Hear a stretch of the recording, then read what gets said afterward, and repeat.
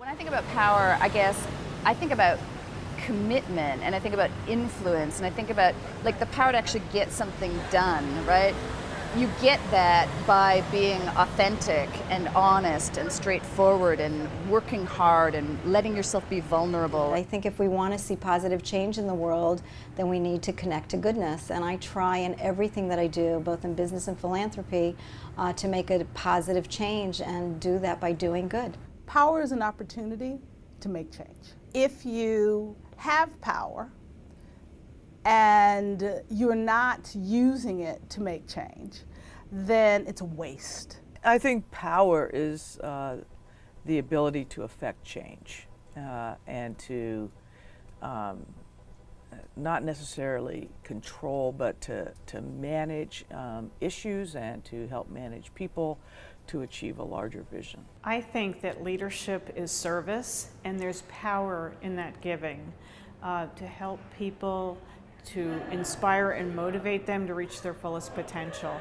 I think the only way that you can really motivate a workforce is to feel that they're not words on a sheet of paper, but you're really fighting for a cause, and that somehow makes that hard-charging, I think, environment much more palatable when people understand and are aligned to what we're trying to accomplish.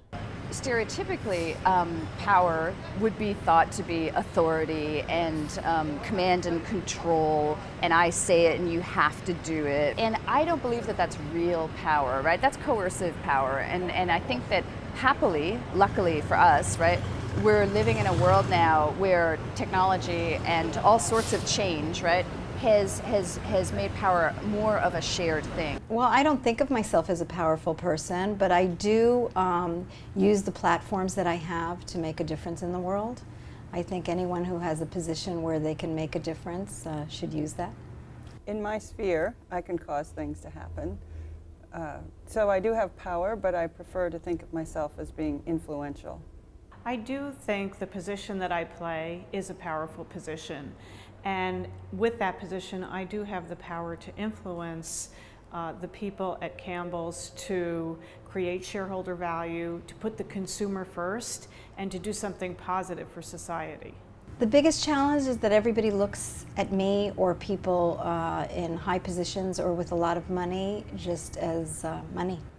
And I think it's really important that we put values instead of money as our forefront. The hardest part about this job is recognizing that I don't have all the answers. You don't get to this point in your career if you haven't been a problem solver, if you haven't had the ability to come in and get a team from point A to point B. My leadership style is inclusive, collaborative, but I'm not afraid to make a decision. And it's important to gather the facts and take calculated risks.